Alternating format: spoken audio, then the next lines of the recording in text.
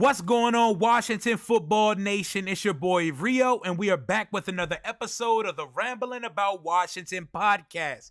It is a slow, dead time in the offseason, I know, and I know you're tired of hearing about the same things over and over with the anticipation and the dying anxiousness that we have to see some football being played.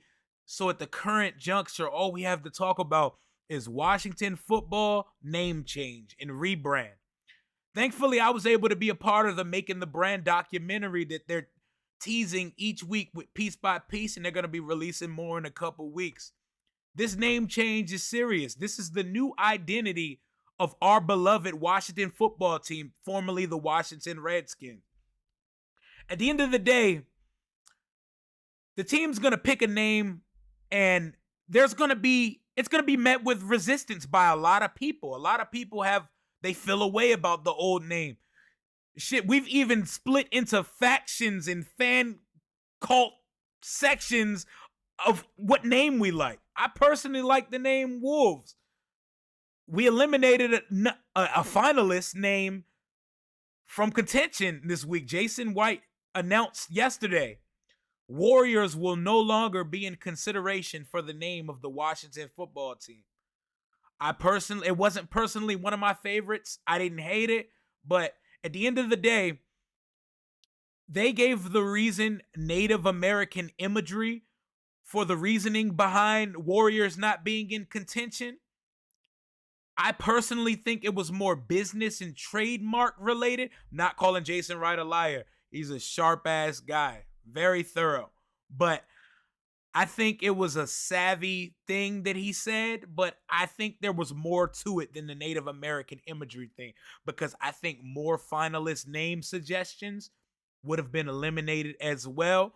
But hey, we're going to get into that today. I got my guy, I'm Rant Burgundy, formerly known on Twitter as Redskins Rant, and he's here to just give me his temperature on what the season has to come for us. His favorite and preference and leader in the doghouse in the name conversation. And, we just chop it up about ball for a nice half an hour. I ain't going to keep you for too long. I know at this time of off season, things can sound regurgitated and repetitive. So we're just going to get right to it today. We're going to keep it short, sweet, and to the point. Without further ado, let's pod. I'd like to welcome to the show my guy, Brandon, a.k.a. formerly Redskins Rant. I'm Burgundy Rant now. What's going on, good? What's up, man? How you doing, Rio? Thanks for having me. Yeah, no problem, man. I'm doing great, actually. I'm doing much better than the people who are fans of the name Warriors. I'll tell you that. It's a good day to not be a fan of the Warriors name. That's for sure. One thing we also need to keep in mind in this process of this rebrand is that we can like certain names, but we're not fans of anything because these aren't even fucking teams right now. Yeah. That's funny. Hey, we got to have our sub factions. This fan base wouldn't be this fan base if we didn't click up. You know what I mean? Oh, and indeed. And we're going to talk about that because there's always hives and cults and, we always at each other's neck. But at the end of the day, we don't take it too personally, or at least not all of us. But we're going to start it off like, some of us, it happens sometimes. And then people on Twitter, they hit me with the Rio, you're a fan ambassador. You can't disagree with us. You can't have your own opinion. And I'm like, relax. Relax. At the end of the day, I'm just a fucking guy who records a podcast and loves my team regardless of what the name is. The colors are staying the same and I'm good to go. But the way I start all my shows when I'm introducing a guest is I want to hear your fan story. If you have any DMV roots and how you fell in love with the team and what crazy gene inside of you keeps you loyal to this franchise, because it's been downhill since the day I was born for the most part. So, yeah. Well, a little bit, I guess my background history is we haven't won a Super Bowl as far as the Washington team hasn't won a Super Bowl since I was 6. So, memory doesn't serve me too well back to those days. So I can't say the glory days keep me around, but just grew up in the DMV area, outside of DC, the suburbs, right outside of DC. I'm from Germantown. Shout out Germantown. Hey. And what really kept me tied into the team, honestly, I didn't get much too into it until I actually left the area. It was a way of staying in touch with the friends and family because I joined the Navy real early. Fresh out of high school, I joined the Navy, and it was my way of kind of represent where I was from, still keeping in touch with my family and my friends and stuff like that. So that's really what kept me in. This was 2003. So wasn't really the greatest of times. We had good defense. I was around for, seeing the Sean Taylor defenses and stuff like that. Oh So man. yeah, so that's really what's kept me around, just a hometown link. I live in California now, so I'm not a DMV resident anymore, but it's still in my blood. I still stay connected, obviously. I try to stay heavy on Twitter with, the locals, kind of keeps me rooted in DMV. Okay. What kind of presence do we have out there? Are you the only fan within like a 20-mile radius? Like, how's it like Yeah, out there? probably, but there is some random fans. There is other Cali fans out here. Definitely not local. There's no merchandise. There's no Redskins store in the local mall for us to get all our stuff. So it's kind of we're like a social distant fan. You know what I mean? Like we're Mm-hmm. fans, but we kind of have that distance. But Okay. it's hardcore. If you're a Redskins fan and you're out here, you're hardcore. You're not a casual. So when you do see somebody, you're like, all right, represent. Oh yeah. And like you said, you have a presence on Twitter. I have a presence on Twitter as well. And we do have in common is we seem to piss people off a lot for stating our opinions on Washington football Twitter. I mean, I've seen some of your takes over the years, and I mean, some of your takes are like, all right, like, especially the Isaiah Simmons versus Chase Young take. Right. Do you want to walk back those comments, or are you going to double down on it? You know what? It's one of those things where in hindsight, I'm really happy, obviously. Knowing the way it played out, not only how good Chase played, also, getting jamming is really the icing on the cake for me. But I've been saying a lot of people thought it was Isaiah Simmons versus Chase for me. It was never really that. Like I was just always the last few years, like 4 or 5 years in a row, I've been saying we need a first round linebacker. We need a first round linebacker. We got to invest in this position. Our highest drafted guy and the longest was like Perry Riley. Yeah. God knows how long ago that was. So I was like, let's get a linebacker, add some talent at the most talentless position. So that was really my argument. And then, the unicorn Isaiah Simmons comes along. He didn't have the year that I would have hoped that he would have had, or I think he could have had with our D line. But our D line played great. Chase was amazing. Sky's the limit for him. I still think Sweat is a beast just as well. I think he's a little bit underrated because Chase gets a lot of the hype. But I don't know, man. I don't want to walk it back because in that moment, I still think that was the right move. But the way it worked out is I can't be happier. So I'll take all the crow. You know what I mean? Oh yeah, and it's probably too soon to even make a verdict because I mean it's 1 year and he's playing at a position where it's not the easiest to adjust to the speed of the NFL. And with his athleticism, they have him doing all this tweener shit, and that's Right. a lot to wrap your head around as a 21-year-old in the NFL. So No I mean, offseason. yeah, with no in a COVID off season, like that's why it's astounding that rookies like Justin Herbert came out and just Right. fried from That's day what one. I do agree. I mean, as a pass rusher, you pretty much know what tackles are playing. You know their sets. You know where their hands are going to be. You know your moves or your counters. That doesn't really change. You can practice it, sharpen it, get better at it, other counters, but it's not changing much schematically. Linebacker, you got to have all kinds of different reads, and it's going to sound like I'm making excuses because he didn't have as good as a Nah. season as Chase. But either way, like I said, the fact that we got Chase and now Jamin to have that speed, whether they put him at Will or Mike, it's gonna be something to see. I'm happy we finally got talent at that position more than anything. Absolutely. Me too. And I cannot wait to see because he should be a defensive rookie of the year candidate playing behind this defensive line because we have such a monster up front. Your job as a linebacker isn't too hard, and I just cannot watch too much more of John Bostic. So I'm definitely ready to see an athletic player back there. And this team, man, how are you feeling going into training? We got training camp in 2 weeks. How are you feeling going into camp right now? You know what? It's one of those things where I've been excited before. I'm trying to stay medium, I guess is the term. You know what I mean? I don't want to get too hype on it, but I just got a good feeling about this season since the 2012 season, honestly. As far as having hype and belief, I was all in on RG3 and he balled out his rookie year. We all were. Right. And then that just fell from the mountaintops down to the gutter. You know what I mean? Oh my God. That's why I'm trying to stay medium. I really think the good thing about this is whereas before he was carrying one player was carrying our team, now we have really built depth and we have talent layered upon layer.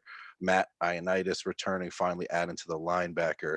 We got Cam Curl. Where who knows really where Landon Collins is going to fit in here, but he's a talented guy. If they could find a role for him, or who knows, he might be in there as a linebacker a lot. So I'm really curious to see how that defense is going to play, and that's just building on our strengths. And then we completely revamp the offense. You know what I mean? We're Mhm. going to have 2 or 3 new starters at least, maybe even 4 new starters, depending on how Mhm. the line shakes out. Yep. You know what I mean? So, and I really think Fitz is going to go that deep ball, Terry's strength, Curtis's strength. Hopefully, Scott Turner. Scott Turner is going to be the key to all this. Realistically, we Yep. got Pretty players now, much. so as long as he can scheme it up, I think offensively, I think we're in a good place, man. Yeah. Real good place. Schematically, we're gonna see what Scott Little Norv is made of this year because last year, I mean, you hate to make excuses for people, but our quarterback room was a shit show.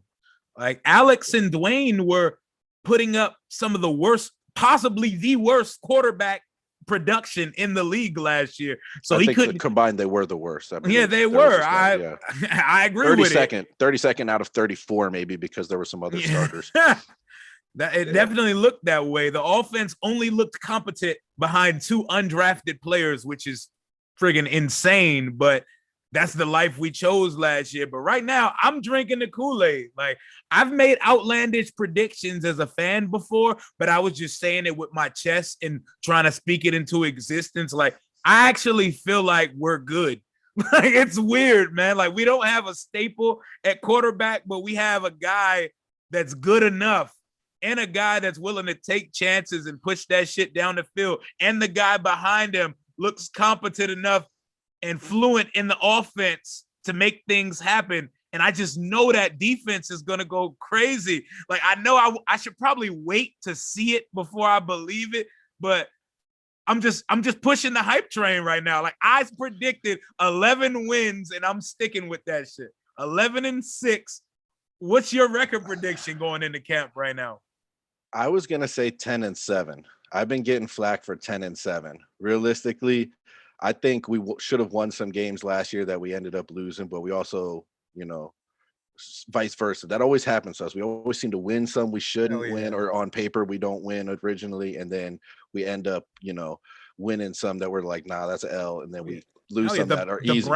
The Browns game, the Lions game, both games to the Giants, the Panthers and the Seahawks, all those games were ours to win. Like we literally could have won 12 games last year, Those but Giants ones hurt. yeah, they Losing to the stung. Giants hurt without Saquon. That's Oh the my thing. The goodness. division is really up for grabs too. Like we're talking about Oh our yeah. team and what we've done. The division hasn't gotten that much stronger, in my opinion. This really the strength of the division is coming back with Dak returning and Saquon returning. Those Mm-hmm. guys are going to be some firepower that we got to deal with, but also off injuries. Are they going to be? Is it going to be the 2,000-yard Saquon? Is it going to be the 5,000-yard Dak right away? Maybe they'll get there. So I think the division again is up for grabs. I think we could squeak it out if we Who do get you 10. Oh yeah. Who do you think is the clear competitor for the division? I think it's the Giants. I honestly think it's the Giants because I think from top to bottom, their roster is better than the Cowboys, despite the fact that the Cowboys have the best player in the division with Dak. But Yeah. the Giants, if Daniel Mm. Jones takes a step, they're gonna be a fucking nightmare. Like they have a I don't think that's squad going to down there. happen. I don't You don't think. think so? Nah, I don't think so. I think they're gonna. What the Giants are going to end up doing with Daniel is they're going to do what the Bucks did with Jameis. They're going to insulate him with talent, and they're just going to say, "Hey, you know what? You're not the guy we thought you were. Sorry." But then they'll have a squad, like you said. They got a pretty good squad around him. Mm-hmm. Saquon is a monster. He's going to do his thing as long as he's healthy. That's what I'm saying. We might have some time before he really starts rolling again. Mm-hmm. But I still think our biggest competition is the Cowboys, just because of how stacked their roster is. And like you said, Dak can put him on his back if he's that dude again. Yep. But I think their undoing is going to be Mike McCarthy. I think he's a horrible coach. So I I think, don't think it's a good coach at all either. yeah, I'd love ever since he came out and said that he lied to Jerry in his interview, like his introductory press conference. He goes, "Yeah, I told Jerry I watched all the film, but I really did it." Like, this dude is wild. Yeah. So, uh, with all that happening, I think the division is really ours. This team has had talent for years. We're uncovering it now because we were lacking the leadership characteristics. And then, we polished those up, cleaned up some stuff with as far as discipline, accountability. Ron's running a tight ship. And man, a lot of people say we won a weak division. We still won the division. I think another 2 or 3 wins above what we got last year is really realistic with the improvements we made. And I think 10 wins will win this division. It's probably going to come down to the last couple of weeks. Week is Hell it yeah. 17 or 18 now, I guess. It's weird to say. Hell yeah. When we got to run the gauntlet to finish the year, we're finishing the year on 5 straight division games. I actually really like that. Like, that's a really cool ass way to end the season. Like, it keeps interest. It means if we get to a certain win total before we hit that last 5, like, we may be good to go and in the goddamn driver's seat to take back-to-back division titles, which hasn't been done in this division since like 04, 05, back when McNabb was when they killing were us things, every year. In Westbrook. Hell yeah, man. It has been a long time since that's happened. I was trying to think off the top of my head if the Cowboys had done it, but it's been switching up pretty much every year, huh? Oh, it's been a super long time. And it's also been a long time since we had like a league-wide superstar on the roster. Like Chase Young, dude, 23 years old. This dude is an absolute superstar. They recently announced and showed the video of him. He's going to be in the top 100 players countdown this year. Where do you think he's going to fall on the countdown? And how does it feel to have a player that nationally is just recognized as a superstar, and people are like Trent Williams are saying things like, I could see him in a gold jacket one day. Like, how does that feel as a fan? Because I know for me, like, this dude is everything. This feels like how we felt when Sean was taking off here, man. Yeah, that's what I was going to say. I was probably going to say the last time I felt like this was when RG3's rookie year, or when Sean was playing the year, he passed. He was playing the best ball of his career. Oh my God, he was going I think crazy. He was leading the league in picks or something like that. It was just insane. He was just nasty. And it feels like that. It feels like we got a player that's respected. And finally, it's one of those things as Redskins fans, we're always like, no one's ever talking about us. No one's ever doing this, that, the other. But that's kind of self-inflicted. We kind of haven't really earned the respect, or we hadn't really done anything, so to speak. But now to have a guy who's getting that respect, I love it. And like I said, I really love how it's going to open up other players. You know what I mean? Hell yeah. So it's a cool thing. I don't know where he's going to place on the top 100 just because the voting is weird. They vote 1 through 20 players vote. So some people, what that essentially means is whoever voted him in had him as a top 20 player in the NFL. So the people that voted him in put him in their top 20 ranking, and then that totaled up to wherever he is on the 100. It'll be interesting to see if he's in the top 50 even. If he's in the top 50 year one, Yeah, that'd be crazy. I think he ends up somewhere in the 75 to like 90 range, since it's his first time making it on the countdown. And they like the debut players somewhere in there, somewhere in the 90s or the 80s or something like that. But some pass rushers were hurt. A couple of those other guys were hurt and out for the year. So unless they get that Peyton Manning respect, where he's making the list without playing. But, True.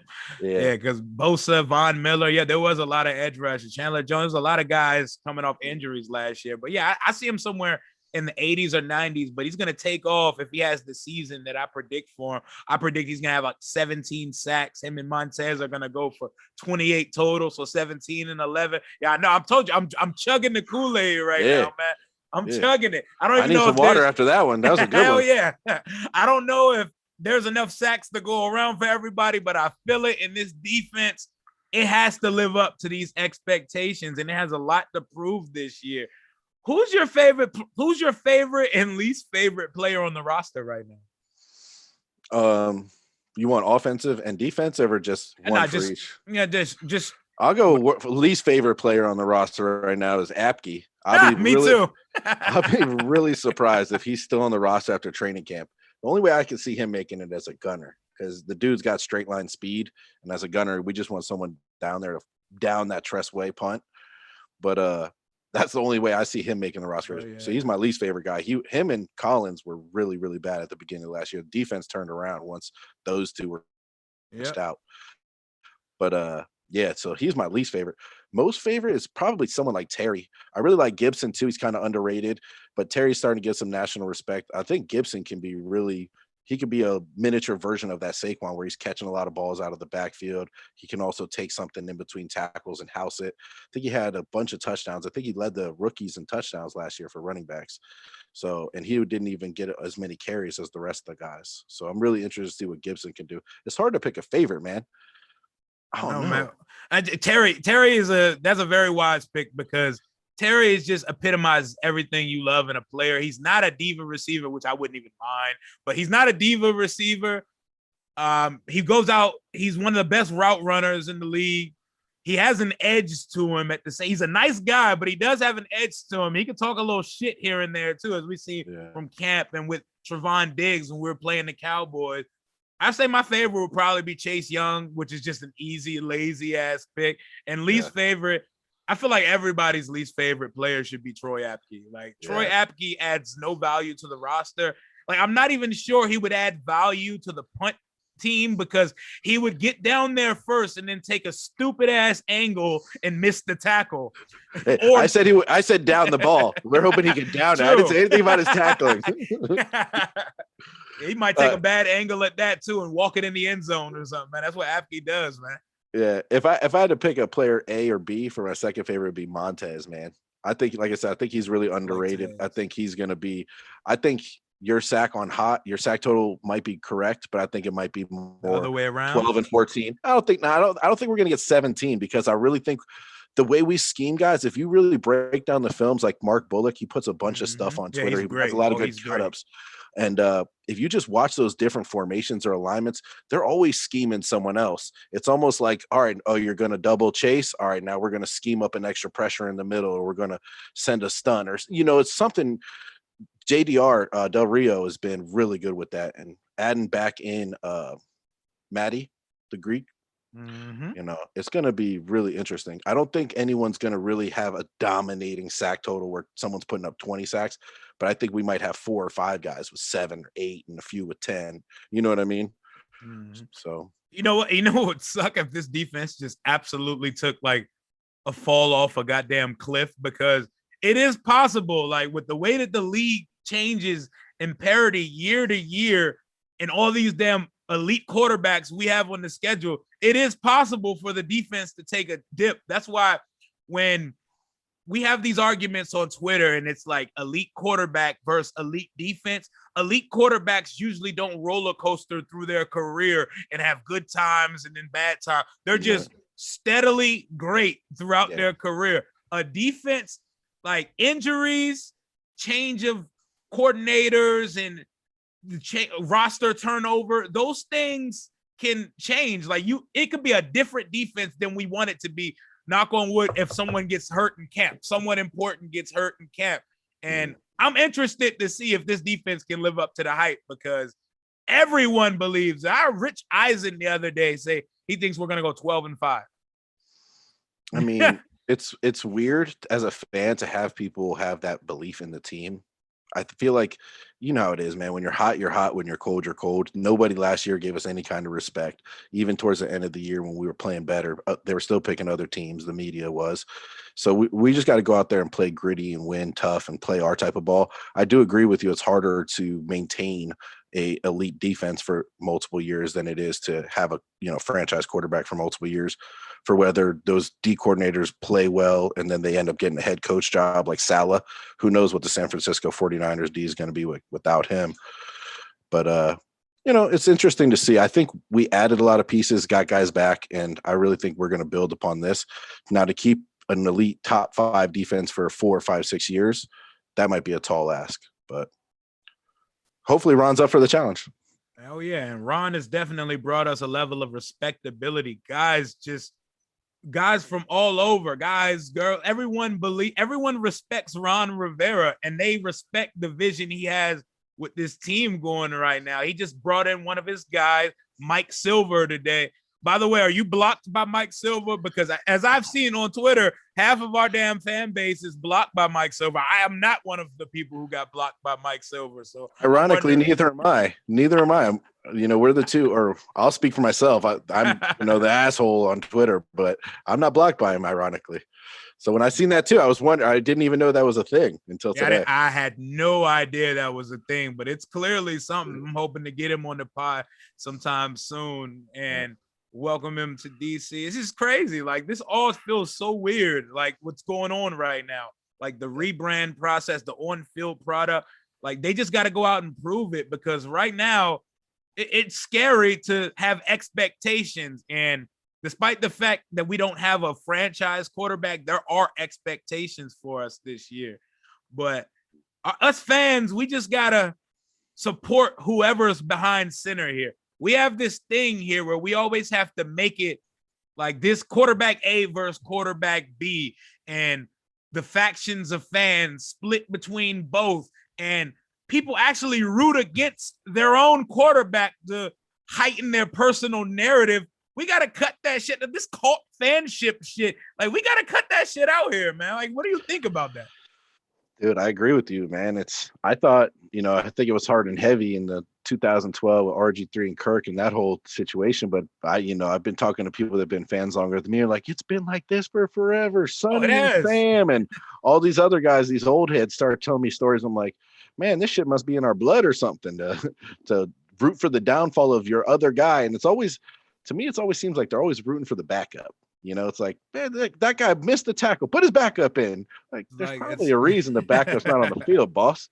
But I guess people love an underdog story, but it gets so damn toxic because it gets to the point where, like, you can't root against your own play. Like, that's like people who root against their team for fantasy football reasons. Yes, I play in big money fantasy leagues, but I don't want us, like, I'd rather my team take the W than to have Zeke go for 250 yards and 4 touchdowns because he's my fantasy running back. At the end of the day, we got to root for our team regardless. And I can already see momentum building on the Heineke versus Fitzpatrick thing. Like, we didn't let Fitzpatrick start one game or take one training camp practice, and we're already, oh my God, Heineke. Fitzpatrick's the starter. He is the starter. Whether we like it or not, he's going to be the starter unless he absolutely just throws up on himself at camp. Like, it's kind of funny, man, because that competition, Ron said it's a QB competition. And he mainly said, I fucked up last year by not making it a competition. So of course he's going to say it's a competition. But when you actually, instead of listening to what he's saying and you actually watch what's happening, you actually watch what he does, Taylor didn't get a single rep with the ones. The man had to get stitches in his forehead during a walkthrough. So the guy's having trouble to stay on the field even during practice. So we got to really kind of, like, you with our expectations, man. It's easy to get those expectations high. He played great in the playoffs. He had a great game. I get it.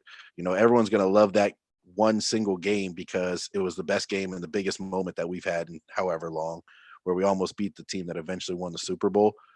But his game before that was like a 3-pick game 4 years ago or whatever it was. So it's really hard. You can play one good game. I think we've seen a lot of quarterbacks come in and play good once or twice. And then once they're the regular guy, the more film is out there on them, they struggle. We know what Fitz is. I'd almost rather take that unknown gunslinger risk mentality versus the unknown of, sure, he might know the offense, he might do this, he might do that, but it's too many questions for me when you have this defense. You got to go with the known guy who's going to be able to put the ball downfield, and that's what Fitz can do. So I don't know, man. I don't want to I'm not trying to bash Heineke, however his name is pronounced. I'll probably fuck it up every time. Yeah. I mean, he played well for us. I'm not trying to say he sucks or anything like that. I just really think the fact that we got Fitz, you got to go with that. And also, the team loves Kyle Allen. Before they even picked up Heineke, they traded for Kyle Allen. So, and they went straight to him before they went to Alex Smith last year. So, despite his injury, I'd like to see how he does in training camp or what kind of reps he gets. Yeah, that'll be interesting to see him come back. He looks good in the videos I've seen him post on Instagram. He works out in the off season with Josh Allen, Josh Allen, Sam Darnold, and those guys. They're good friends.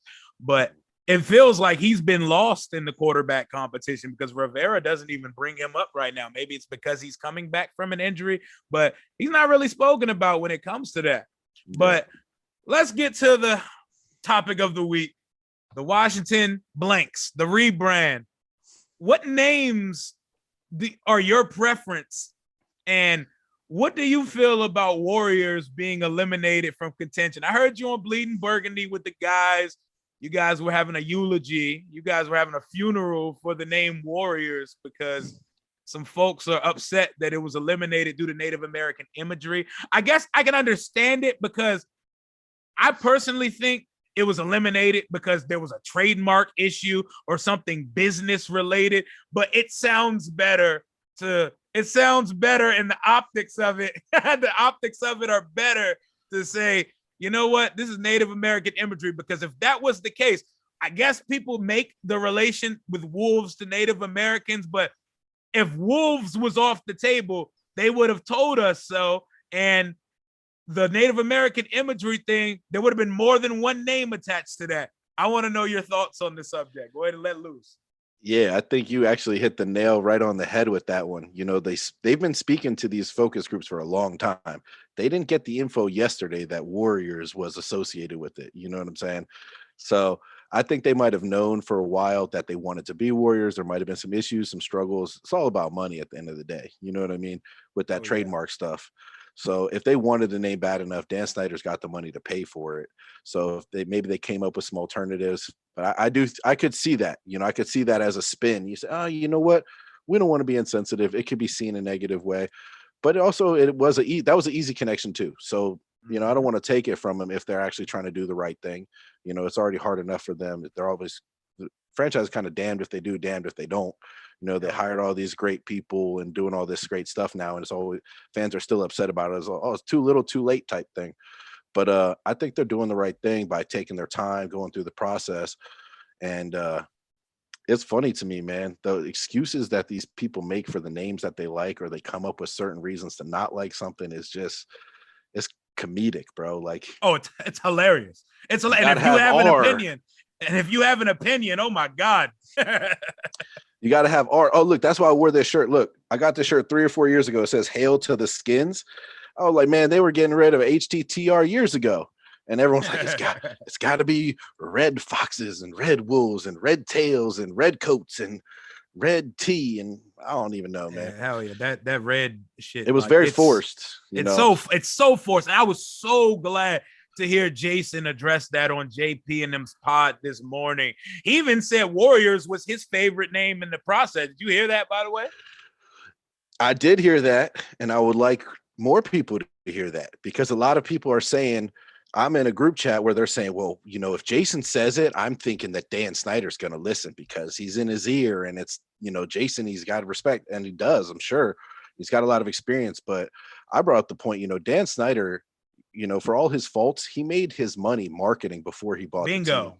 So the Bingo. man knows how to market and sell. You, regardless of what anyone has to say about him, what he's done to this franchise or the lack of success he's had in other ventures, the man knows how to make money in advertising and selling. This team was a top earning team for years with very, very little success on the field product. So Very they were little. so they were doing really, really well with sales. That whether that's due to loyal fans in the area, DC being a football team, I've heard all different kinds of things, and I don't want to discredit those either. There's some validity to that, I'm sure, but at the same time, we got to give Dan some due for being able to sell and market. So whatever decision they make, it's going to be a marketing decision. It's going to be a sales decision. You know, Hell yeah. he's not thinking 80 to 100 years. I've heard people say, well, whatever Bram says and Julie say, they're probably in Dan's ear. And, you know, I think they might be It's in not there. as it's not as simple as that. Yeah. Right. It's much deeper, much more invested goes into it. You know, they probably have a mega brain trust of marketing experts doing all kinds of, you know, research and intel that goes way beyond, you know, what the talking heads on TV, what Fred Smoot thinks it's going to be. You know what I mean? Yeah. Bless his heart. Bless his heart. I love Fred Smoot. I love But, Fred Smoot. Yeah. I anyway, know. so I don't know. I don't know what it's going to be, man. I don't know what they're going to do with What's this. your personal leader in the doghouse, man? The Wolf House and the Wolf House. I'm going with Okay. Wolves, man. That's Oh my yeah, favorite. man. That's my favorite as well, man. As you can see, you know, I'm a part of the Making the Brand documentary. They dropped a little trailer for that for the next episode, and y'all are gonna say I can't really speak too much on it, but I would say my personal preference is Wolves as well. And anyone who thinks that name is not on the table because Native American imagery, you are incorrect. That name is definitely still on the table, in my opinion. I love it. I love it. I love the alliteration of it. I love the Yes. fans gathering together as a wolf pack. And people can say this is corny. Howling in the stadium when the defense is on the field and it's third and long and we need to stop. That shit can be a euphoric feeling. I know y'all tell me about RFK rocking up and down. Just imagine a few years from now in our new state of the art, innovative domain that Snyder is about to build. Just the den, the wolf's den, just us just howling and act. I want a raucous atmosphere at FedEx. I'm tired of seeing our stadium filled with green, blue, black, and yellow jerseys. Like, I want to see our fans go crazy. That can be a fun tradition. What do you feel about howling? Dude, you know what? It sounds corny, and some people will say, "Oh, that's corny. I don't want to do that. It gets to be too much." But at the same time, the 12th man is kind of corny in Seattle, but they were using that to their advantage like a motherfucker for years, you know, when their stadium was loud as hell. So I'm with you. I think we need something to unify the fan base because like you said, it's very fractured. You know, we got a lot of subsections and shit like that, a lot of cliques. So we need to bring it together, just root for the team. Whoever's got we got to root for the names on the front and not the back. You know what I mean? Yeah, unity, man. We need to unite as a wolf pack, man. I'm telling you, this is like it, man. This is it. That's the name for me. Like, that is perfect. That perfectly solidifies what we're trying to do here with this new identity we're building. And at the end of the day, no matter if we agree or disagree, you know, it's just the name of a team. We can't let things get too personal. Me and my guy Kyle over there at Burgundy Zone, we got a little spicy on Twitter over the topic. You know, things get a little out of hand sometimes, but at the end of the day, this fan base is like family. And whether we agree or disagree, we all want the same team. We want the same thing, and that's for this team to win some goddamn football games. And I appreciate you coming on with me today, man. I think we just go ahead and wrap it up because we got camp coming up in 2 weeks. There's not too much more to get into right now. And I appreciate you coming on with me today, man. Nah, man, I appreciate you for having me. You know, I love the show. You've been killing it. Appreciate you and, you know, just taking the time out to work with me and be on here, man. It's fun chopping it up, you know, talking with ball. And I can't wait 2 more weeks. And then hopefully we can do it again soon. Oh yeah, man! You got to come out to the DMV and get to a game or something, man. You going to the Vegas game when they go out there? That, as it stands right now, that's the one I'm going to. But I'm hoping that the Raiders suck, so the prices go down. So I haven't bought my tickets. I'm about to say your pockets look different than mine if you going to that Vegas game. Nah, subscribe to my OnlyFans, guys. Hey, anything you want to plug or talk about before you go? You just want to drop your Twitter handle? That's fine. Nah. Yeah, man, just follow me, guys. I'm heavy on Twitter. Sometimes I'm there taking tweeting rapid fire. There's other times where I'm sitting back in the shadows. But if you guys want to follow me, I'm at I'm Rant Burgundy on Twitter. And just follow me. I don't follow back if your account is lame. So if you're one of those follow back people, don't even bother. I'm gonna just let you know that now. I feel that.